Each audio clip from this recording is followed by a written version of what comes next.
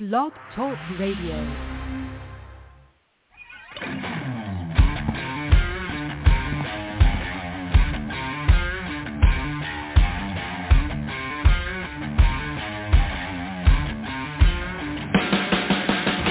Race fans, we got something special just for you. Listen in as Chris, Yellow Caution Flag Creighton, and Mr. DJ Sports are in the studio. The 110 Nation Race Chat Live exclusive, bringing you interviews from drivers, promoters, and crews of all types of racing. These are interviews you do not want to miss, so make sure you guys check it out. Check it out. Check it out. I want to welcome everybody to the 110 Nation Race Chat Live exclusive with Chris and myself. Chris, how are you doing tonight? Doing fine, my dear friend. How are you? I'm doing great. Glad to be here. Glad to be in the studio. Glad to have an opportunity to sit down with young Dawson Sutton tonight. Get to know a little bit more about him. Get to introduce him to our listening base. Before we get our guest in the studio, we had an interesting weekend of racing. So Chris, let them know tomorrow night what is going on and what are some of the topics going on for you guys. Well, that's funny you asked that because I just presented the question here just a little while ago. The main question tomorrow is going to be on Race Chat Live. We go live at 8 p.m. Eastern Time every Tuesday night. The one question that I'm going to start the show off with, Mr. CJ Sports, is what does Roush Fenway Keselowski Racing owe anything to the other Ford teams? And I'll have a whole list of reasons why or why not RFK should owe anybody anything. And if you'll listen in tomorrow night on Race Chat Live, you'll not only hear my strong opinion, but, of course, the strong opinions from Taz Taylor, the Tasmanian devil of the airwaves, and, of course, Mama Bear, Ms. Lee Reed. She'll put in and chime in hers as well. So take a listen to us on Tuesday nights. You can find us on the Blog Talk Radio Network, of course, the 110 Nation family. Just glad to be here, Mr. CJ Sports. They were, they give so much wrath about Texas being a terrible speedway, but man, I watched a weekend of good racing, so I feel like we've got a lot to talk about tomorrow night. Yes, definitely sat down. I missed, I think, part of or all of segment one. I can't remember. I caught the rest of the race. Was a very interesting race, a very good race. So I'm looking forward to tuning in tomorrow, as I usually catch the first parts of Race Chat Live. And then, of course, since I got to break down the shows into different clips, I catch the rest of the show throughout the rest of the week. So either A, catch Race Chat Live, 8 o'clock right here on the 110 Nation Sports Radio Network on Blog Talk Radio. Or you can go to www.the110nationsportsradionetwork.com, where our shows, our blogs, our posts, our videos, our everything is over there. YouTube channel? Which also, huh? First of all, I don't know the last time I heard the call letters www. Second of all, what you do with our YouTube videos, those short clips that you put together, an amazing small sample size of what we bring to the table here at the 110 Nation Race Chat Live band of networks. So I know you're going to hit on that. Yes, so make sure that you guys check the videos out. I know some people that don't have the time or the attention span to sit there and catch a whole hour or 2 hour show.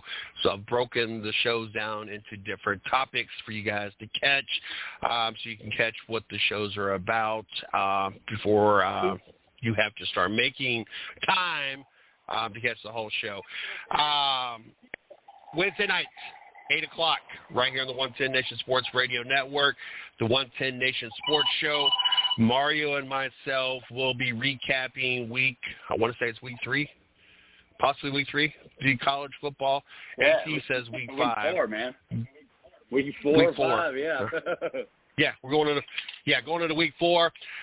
We'll recap week 3. Is it week 3 or week 4? No, we are in week 5. That was week 4. So we beat 2 nobodies, then we beat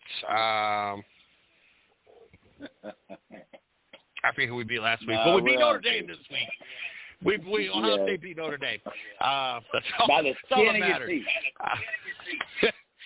I have mixed feelings about that, and we'll talk about that Wednesday night. I'm not necessarily impressed with my Buckeyes. I'm not really so much impressed with the win, but it seems like a lot more people are impressed with the win just for the fact that they beat a top 10 team, no matter how they beat them. I'm not so impressed because, 1, I don't think Notre Dame is that good, and 2, that game obviously ended up being closer than it should have been, to my opinion. Then, but we'll talk about that. We'll also talk about recap week 3 in the NFL on Wednesday nights. We'll talk about my Browns, and we can argue whether or not the Browns have the number 1 defense right now. We're going to talk about the Cowboys falling. We're going to talk about, oh my God, and this will be the only time we're going to talk about it, and I'll be glad when it's over with, the whole Travis Kelce and Taylor Swift saga as it continues, amongst many other topics. So make sure you guys tune in Wednesday night right here on Blog Talk Radio for the 110 Nation Sports Show. Like I said, you can catch it over our site, the 110 Nation Sports Radio Network.com. Over there has tabs on the main page, really any page, that'll take you to different platforms that catch our podcast. So if you listen to podcasts on iHeartRadio, Spotify, iTunes, Blog Talk Radio, Spreaker, Google Podcasts, Podchasers, Amazon, YouTube, really, you name it, we are there. Either A, you can go to our website and use the tab to send you over to those different platforms and follow us, or you can just Google over in the search bar, just search the 110 Nation in iHeartRadio or iTunes or Spotify. Find us, follow us, and help us continue to grow. Make sure, the most important part, make sure you subscribe to our YouTube channel. As we have been doing this for 12 years, almost 12 years, no, a little over 12 years, April 15, 2011. And so all of what we do and have done forever for 12 years has come all out of pocket. We're hoping that once upon a time we was ahead of this whole movement. Now we're playing catch up. Hopefully we get caught up with the monetization side of the house, and that way we can continue to do upgrades and bring even more shows, more features and more things going on. So make sure you guys subscribe to our YouTube channel. Anyway, so we got 110 Nation, Race Chat Live exclusive on Mondays. We got Race Chat Live, 8 o'clock on Tuesdays. We got the 110 Nation Sports Show on Wednesdays at 8 o'clock. Then we can't leave out Thursday nights. We can't leave out Safety to Success. Jared Hudson hosts a show. He always has a couple guests on there. They talk about racing. We talk about safety in racing. And they talk about food. Hell, last Thursday they talked about food. One of the food vendors. So he brings a little bit of everything, sports, racing world, to the Thursday night show. Make sure you guys check that out. Do not want to miss the Thursday show. Anything else you want to throw out there Thursday? Why I said Thursday. Anything else you want to throw out there, Chris, before we get our guests on the show tonight? Well, it's 2 things. First of all, Jared Hudson has the hottest show right now on 110 Nation. It's amazing what this kid brings to the table, just with his interaction within the people in the dirt community and all. And I'm just a proud supporter of Jared Hudson. Also, back to the paying for this out of your pocket. I literally had a conversation a few years ago with somebody as we were trying to sell the show, you know, trying to get people involved. And they said, well, sir, what is the budget of the 110 Nation? I said, well, I tell you, we work off a skeleton budget. And he said, skeleton budget? I said, yeah. I said, but we hadn't been able to afford the skeleton in the closet yet. So that's about the kind of budget that we work off of each month. So I myself have never even been able to afford to buy me a microphone. So, I think after 12 years of doing this that I would have probably broke down and bought me at least a decent microphone. But earbuds seem to do it just as well as anything. So, I'm looking forward to talking to Dawson Sutton here tonight, another young man that's, a prodigy of racing. And we'll get him in here. I'm gonna bring up a real quick point. One, when it comes out of pocket expense, you guys don't even want to know. I'm not referring to you, Chris. I'm just referring to the listeners. Talking about the different platforms that we're on, because not all these platforms like Blog Talk Radio are not free to host these on. And then we'll not to mention all the upgrades and everything we do, then the hosting, the blog, the web, the domains that we own. Just everything, all the different platforms, all the different, how all this weaves and comes together. Financially, you guys really have no idea and do not want to know. And we've been doing this for 12 years like this.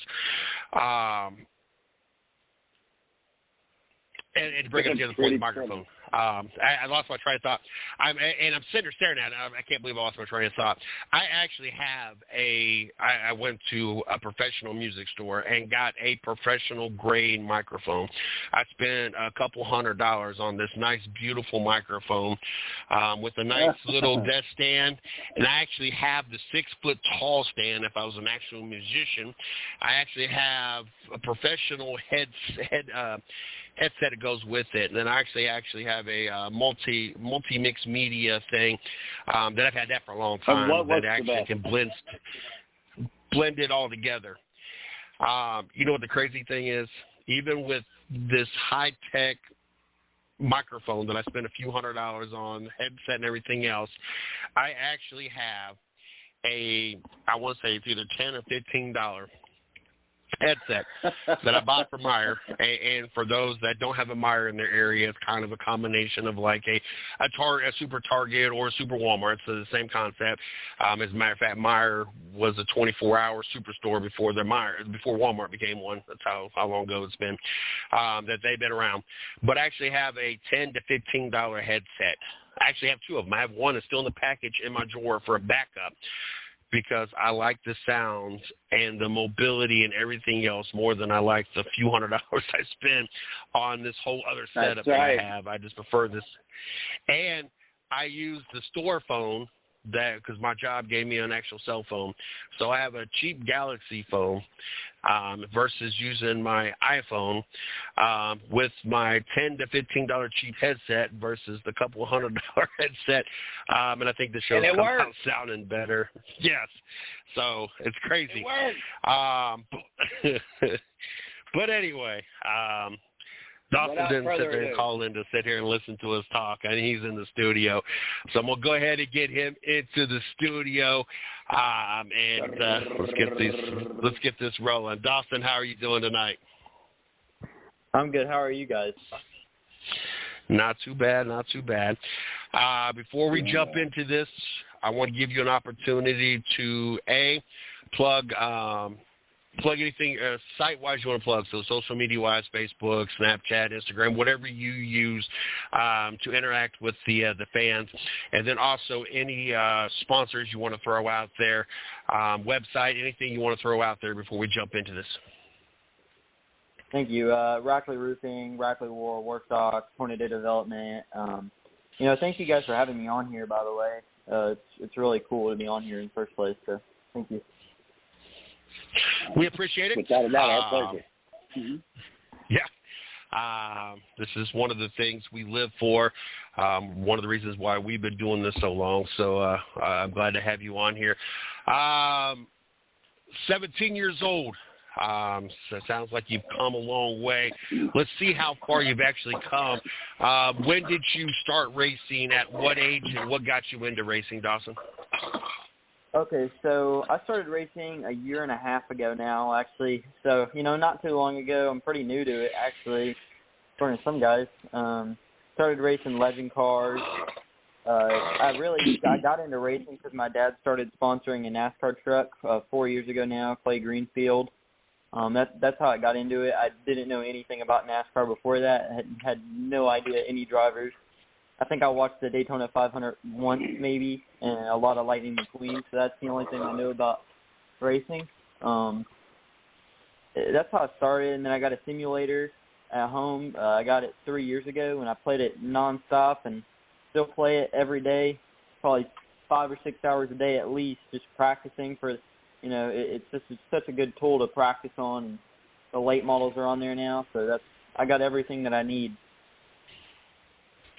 Now, before I go on to the next question, I want to swing this to Chris's direction, just because they talked about this last week on their show, because Chris went and saw that new movie that came out, basically started off being a gamer and became a racer. I forget the name of the movie. So, Chris, I'm going to swing this to you for follow-up on it, since this is kind of where we were just at a week ago. First of all, Dawson, I believe on Heat 3, I think it was, when Clay Greenfield was put into the truck on the Heat game, the NASCAR game, that was the first truck that I raced was that, I believe it was a yellow truck, correct? Clay Greenfield. Yeah. Anyway, I remember it being clearly on the Heat game. That was the first car that I drove, first truck that I drove. I thought the paint scheme was totally cool.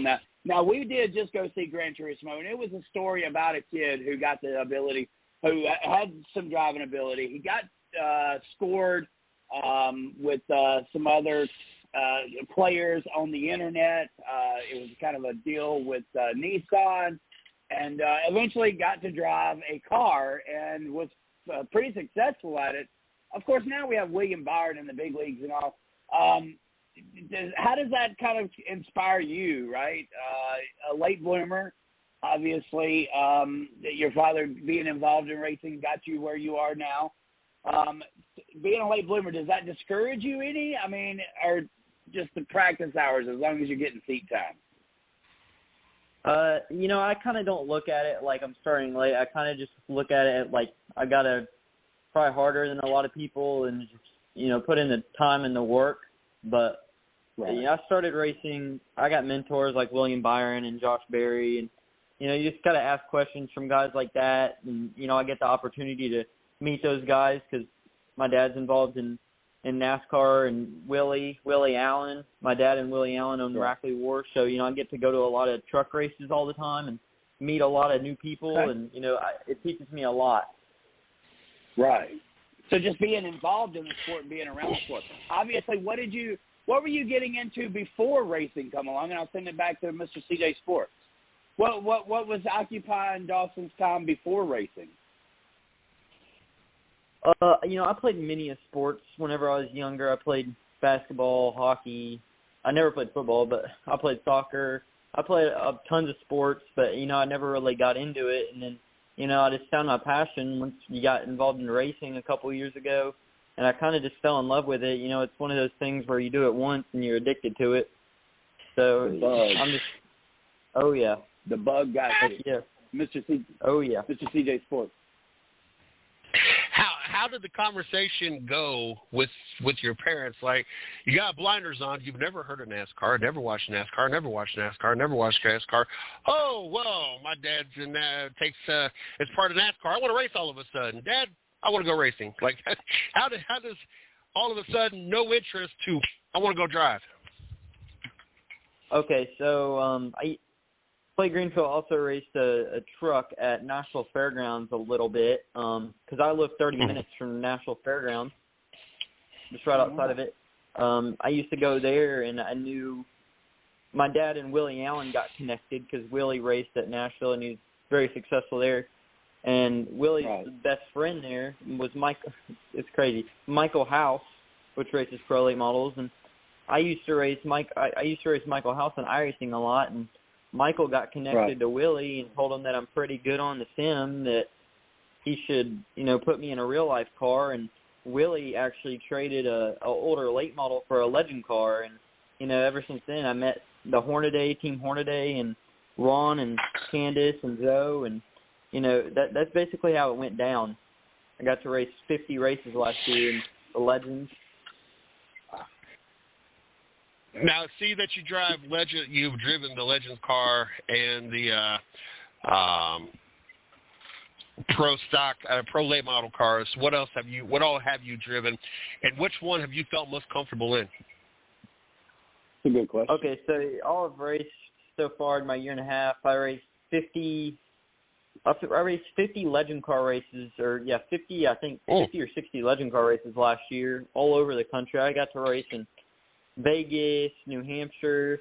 I raced all the nationals. I raced boring out in Vegas. I raced all over the country in those cars, and I haven't ran those cars as much this year, but I think I have a couple races coming up in them. But now I'm racing pro late models for Rackley War, and I'm still pretty new to them. I actually just raced this weekend at Pensacola. It was a championship race, and I led all 96 laps and got past the 4 to go. So kind of sucks, but that's what I race right now. Dawson, take me real quick to the new school of racing, right? So, back in the day, you would jump in a late model. You'd start out your local track. You'd get a chance to get into a late model. Then, you would try to attract some sponsor and get into a car. But that's not the way it's done anymore. You guys are being rooted at a very young age and defined and perfected. Take us to that school of racing, because the only way that you get educated in racing is by getting you, when you're beginning for next year, are you planning now for your next year's seat time? How did you plan to race 50 races? Was that at one time that you sat down, or were those opportunities given to you to be able to go and race 50 races? How does that exactly work, Dawson? It's just all my parents, my mom. My mom takes me to every race all over the country. We fly and just stay in a hotel, so I can't thank my mom. And my dad gives me the opportunity to go race every race I'm in. So that's basically how it works. Racing, there's a lot more that goes into racing than just driving the car too. It's right. Interviews, and you got to work out, and there's so much stuff that goes into it that you wouldn't think. It's crazy. It's a lot more than just racing. I like to say that racing is the easy part.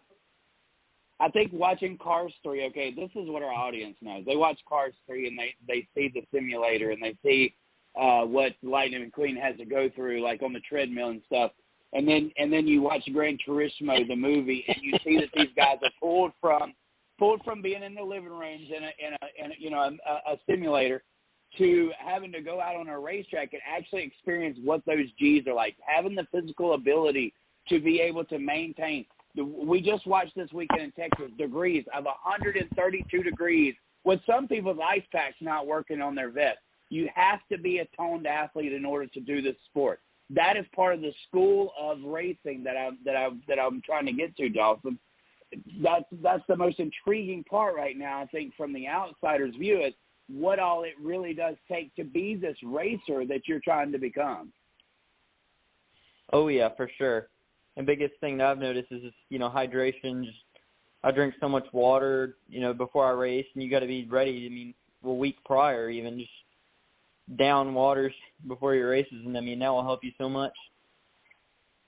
I live in Mississippi, so I think I can experience a race car just about any time from June through late August.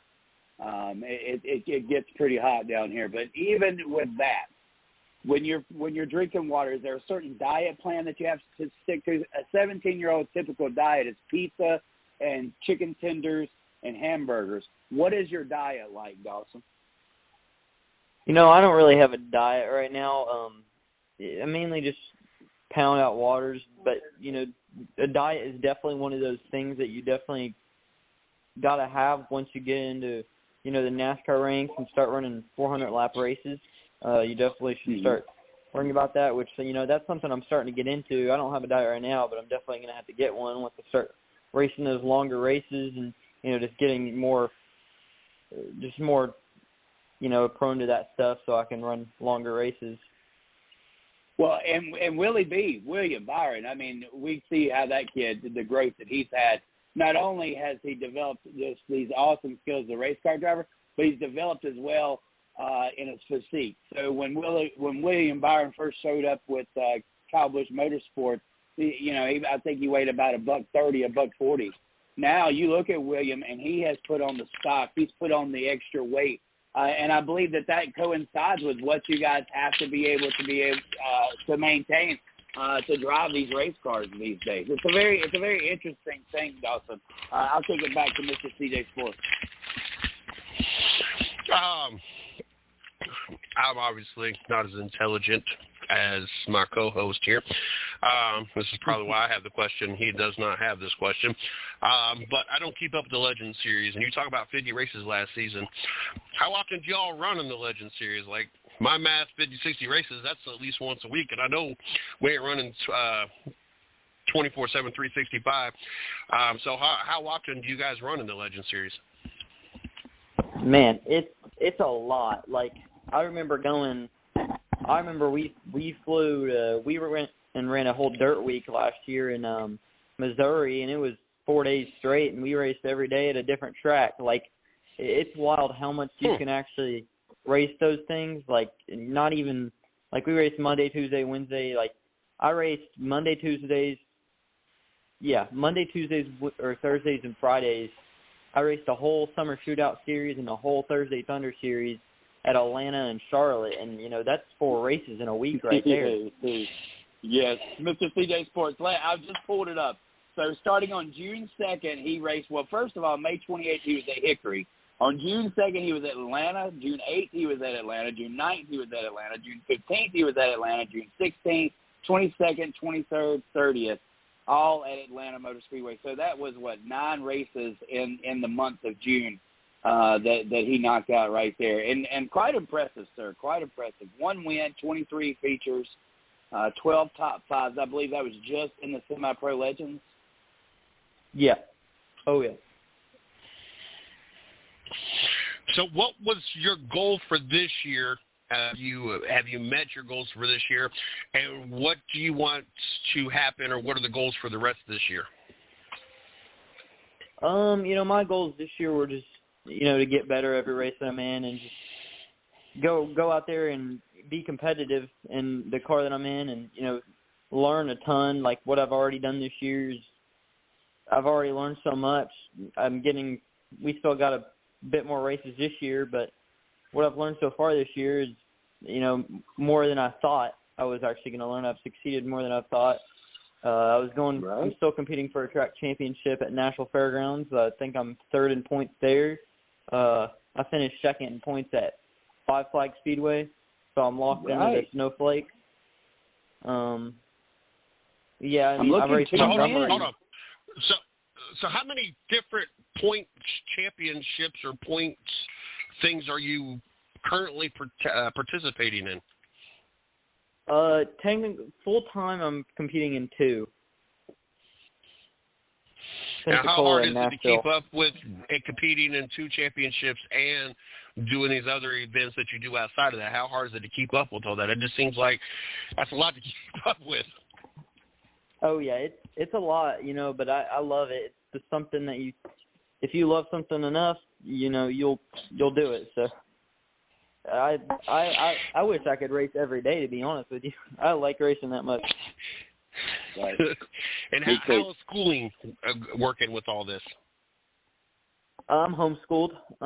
Actually just started, I think, a week and a half ago. But, yeah, I've been homeschooled since 6th grade now, so pretty used to that.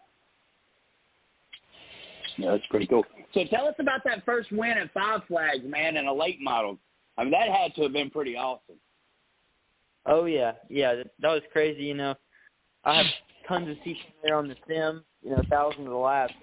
I actually ran thousands of laps before that, going there and, just I like that track so much. Kind of like the track is just perfect. Like, I feel like it's built for me. Just it's so, like, technical and so much tire saving, and I love longer races. Like the first race we ran there, when I won, it went green flag to green flag, just 100 laps straight, so I could save my tires good. And then we went back there and I won 2 in a row. I didn't win that one how I wanted because I finished 2nd and my teammate got DQ'd in the tech shed, but kind of just that that one didn't really feel like a win, but the win's a win, I guess. Yeah, a win's a win, and you'll forget about that later on. Unfortunately, it cost your buddy a place. I believe, was that September 23rd? Was that this past one where you were registered? It's showing on my race pass that you finished second. Yeah. Oh, I finished. Okay. No, September. Okay, that was two. Yeah, that was last weekend. I finished second. That's the one I led almost every lap, and then there was a late race caution in it, and I got passed with 4 to go. Dawson, you've had a year and a half. I'm sorry, Mr. CJ Sports. Go ahead. Oh, you got. Well, I was going to ask you, and you can ask this question, but it's back to that leading 96 laps. Which would you rather have? Just a bad day altogether, or would you rather lead 96 laps and then get passed with 4 laps left and lose at the end of the race? Definitely. I'd still, leading laps is every lap that you lead, I say that you learn something new. So definitely leading all those laps, I definitely just learned. That will help you for tire saving. I'm still learning how to do that and getting better at it. So I definitely would rather lead 96 laps. Yeah, and in late model racing, when you go 90 laps without a caution, you've got guys who, they started their strategy, they laid back, they're 5-6 seconds back, Mr. CJ Sports. Next thing you know, you're closing down 10 laps to go.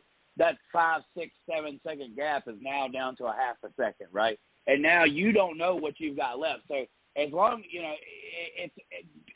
you learn the most when you're in first, but I believe if you're in first or second, you're tremendously, making that notebook of what's working for you and what may not be working for you. I think when you're out front, it's more of the cautionary. You don't want to push it too hard. You got, late model asphalt racing or concrete racing is so much different than most racing that we're all used to because it is about tire management. And I think that's a huge factor. For Dawson to show up at Five Flag Speedway for the first time in a late model and get a win shows the preparation that he has had behind that wheel of that simulator. It would just be unheard of 10 years ago for somebody to show up at that style of racetrack and not burn the rubber off in the first 15, 20 laps. Oh, yeah, for sure. Five Flags is one of those places where I think Five Flags is one of those tracks that is the worst. It's the worst tire saving track that I've ever raced on easily. So right. I feel like iRacing helped taught me how to tire save too. Right. I agree. I can see that. Okay, Mr. CJ Sports, you want to go ahead? First of all, my last question for the evening, and I know Mr. CJ Sports will help finish this out. You've been in a year and a half now. You've had the high of highs and the low of low. If you can just give that real quick, man. What was your highest high and your lowest and low? I'd say my highest of high is probably winning at the bull ring. I won the double feature there. That was my first win actually ever. I went out to Vegas and won the 2 races there in the legend car. Definitely the highest of high. And then the worst one, I qualified 4th at North Wilkesboro this year and got wrecked on the first lap of the race, and that's definitely the lowest of the list. Did you get a lot of practice time on North Wilkesboro before the race? Not actually like in real life, but I ran tons of laps on the sim. I know we got to practice the day before a little bit, but overall we didn't get a lot of practice time there, mainly just the sim. I'm just curious, what was like driving on one of NASCAR's most historic tracks? Like the whole time I lived in North Carolina for 20-something years, that track was never running. I'm kind of upset that I moved back to Ohio and they finally got it running. I got to go to Rockingham. I got to go to a couple other tracks that they've brought back, but Wilkesboro was not one of them. What was it like to run at a track with such history? It's crazy. Like, just the whole week was crazy there. Just how many fans showed up. I've never been in an event like that before. So, it was crazy just the whole week in general. I got to stay and watch the truck race and the super late models, and I got to watch tons of stuff. So, I learned a whole lot that weekend. I actually another track they race at National Fairgrounds is, I think they're very similar just with the driving type, and, they're the same size track. So I felt we had a very same setup at National Fairgrounds as North Wilkesboro. So I kind of felt like once we straight got into the car, I felt good about it. So. Yeah, like I said, I spent 20-something years in North Carolina. I drove past the North Wilkesboro Speedway many times, always wishing it would open, and I always told myself if it opened up before I knew I was moving back or before I did move back that I would always go. Just like Rockingham, I didn't realize I worked in a city called Southern Pines. It's literally 15, 20 minutes up the road from Rockingham. I lived probably 20, 30 minutes the opposite direction, so it was about an hour drive or so. The first year that they reopened the Rockingham, I went to that race. I watched Casey Kane win it, the number 4 truck. I missed the second year, so I love the history. I love it when they're able to bring back some of these tracks. If it's not for the Cup guys, it's for the lowest series guys, you guys that are still coming up through the ranks and get to race on some history and learn some of these tracks and learn a little bit more about NASCAR. My final question before I get you out of here is, what are the plans for next year? Do we have plans already rolled out for next year? Is there any calls been made for next year, or is it all that's just still up in the air? Yeah, for sure. My goal right now is to go race full-time super late models next year. Maybe get into some ARCA or truck stuff next year. That's the goal. Just race full-time supers and finish out this year in the pro late models and maybe get some experience. Go win the Snowball Derby. Supers. Heck yeah, that's it. That's the goal right there.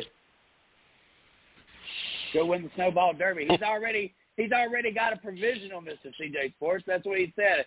He's locked in because of his second place championship run down at Five Flags. So I mean, if this kid puts himself in a position and wins the biggest race of the late model schedule, I tell you what, that'll give him a fast track. For sure. Hey, one quick question. I know I said I was done, but I just got to think about it. Is there any inspiration to drive a dirt car?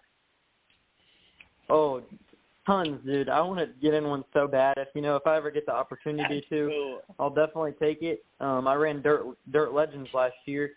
I was pretty good in those cars, but I really want to get into full stock or a full size dirt car. I want to get into a dirt late model or something. I watched all the races, and they look so fun, but, hopefully I get an opportunity to get in one someday. Would you say no to a sprint car? I'd love to go get in a sprint car. That'd be pretty interesting. As long as it's got 4 wheels, I get in it, dang on it. Yeah. All right. Dawson, good job, Dawson. I want to thank you for coming on. It's been fun. I've really enjoyed myself tonight. Before we get you out of here, I want to give you an opportunity one more time to go ahead and plug social media, your guys' team site, website, whatever the case, whatever which way you want to point everybody, and then also throw out your sponsors real quick. Yeah, Rackley Roofing, Rackley Warshock, Tornado Development, and just everybody else that helps out. Thank you guys for having me on here. Hopefully I can come on here again. Hopefully get an opportunity. But thank you guys. Most definitely. Would love to get you back on. Hopefully we get you back on maybe at the end of the season, see how everything finished, see if we got plans rolled out for next year, and just get a chance to get to know you even more, Dawson. But thank you for your time. We'll definitely keep in touch. We'll definitely get you back. Good luck on the rest of the year, and we'll talk to you soon. Yeah, thank you guys. No problem. All right, how fun was that, man? I think we did a great interview in a short and timely fashion. Good job. Dawson Sutton, hey, I tell you what, when we interview these guys, the first thing I do is I start going and watching Flow Racing, right? And then next thing you know, I'm watching one of these kids race. We had the Lewis boy, I believe. He was racing a Legends car at the track up in Wisconsin the other day. One of the past guests that were on here. So yeah, once the name is stuck in the head, man, I'm telling you, Dawson Sutton's got a new fan at the Snowball Derby. That's for sure. You remember Mason Diaz? It was kind of, I mean, look, the kid, he was. We interviewed him a couple of years ago, and now Mason Diaz is out there winning Arthur races and stuff. So it's no big surprise when these kids really just catapult off in the sport and start making a household name of themselves. Oh, I screwed up and hung up my phone, so I'm glad you kept going. I meant to just hang up our guest, and then I was going to wrap up the show with you, and I accidentally hit the end on my phone. So I was like, please be talking, Chris, still please. So I'm glad you're talking. Glad we got to do this again tonight, Chris. We got a guest for tomorrow. Or next week. We got Luke Morey coming on next week. A dirt modified. Is that what I'm looking at? Is that what we got? Yeah, dirt modified. So I figured this is going to be a little bit more up your alley next week. So looking forward to having him on there. Don't forget, tomorrow night, Race Chat Live, 8 o'clock. I got 110 Nation Wednesday night, 8 o'clock. 5 for 5 on interview? Was that 5 interviews? 4 interviews? 5 interviews? Phenomenal interview. Great time. I'm glad we got a chance, Chris, to come together and do this. Just getting to meet all these drivers. And what we're learning here, first of all, this is not our first rodeo. This is not our first batch of young drivers, right? I mean, we've been through this process before, and it kind of tapers off. But what I feel like is we're learning these guys, and at the same time, they're still learning how to interact with the media. Mr. CJ Sports, we've had some talent on here. We've had some people that can talk up a microphone. But we've also had some kids that you had to poke them with needles just to get an out of them. And this is their practice zone. We're not big stage TV radio gurus. We just told you at the beginning of this podcast, we're running it off of basic little stuff, but it's the dedication behind it. And these kids get the chance to be interviewed by some semi-intelligent interviewers. And the next time that they do have, maybe Fox Radio or Fox or NBC Peacock or something like that in their face, they're going to know how to maintain themselves. They're going to know how to handle the pressure of that interview. And it's crazy because we've seen this. We've seen this even as recently as last week when we had Dylan Martin on the show. The first time we had him on any of our shows, I had 30 minutes worth of questions laid out, and his one-worded answers had them all answered in 5 minutes, and I was like, duh, for 25 minutes. We had at the time, her maiden name is Newhouse, but Hannah Welch.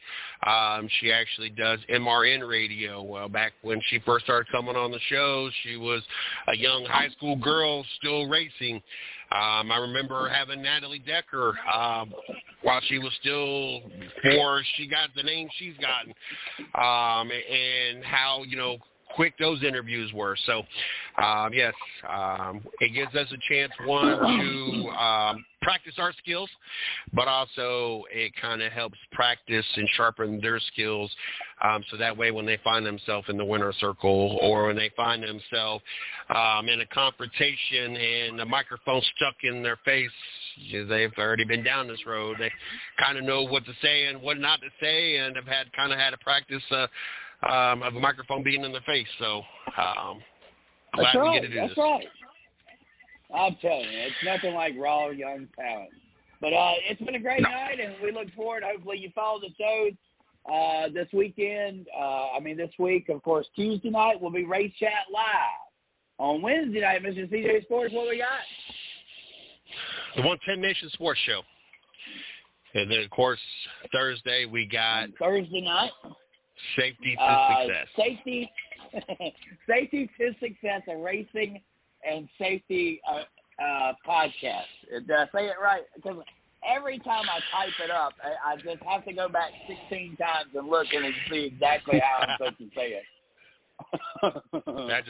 That is why I leave it as safety to success. I don't try to spell out all the rest of that stuff. I get confused. All right. Anything else you want to throw out there, Chris, before we get out of here for the night? I'm good, man. All right. Make sure you guys tune in tomorrow night. Race Chat Live. Chris will be there. Taz will be there. Miss Lee will be there. I'll be listening in. Make sure you guys do not miss that. Make sure you guys subscribe to our YouTube channel. As always, Chris, thanks for your help. Glad to have you in the studio with me. Looking forward to next Monday night. Everybody else, until next time. Peace. Bye, y'all.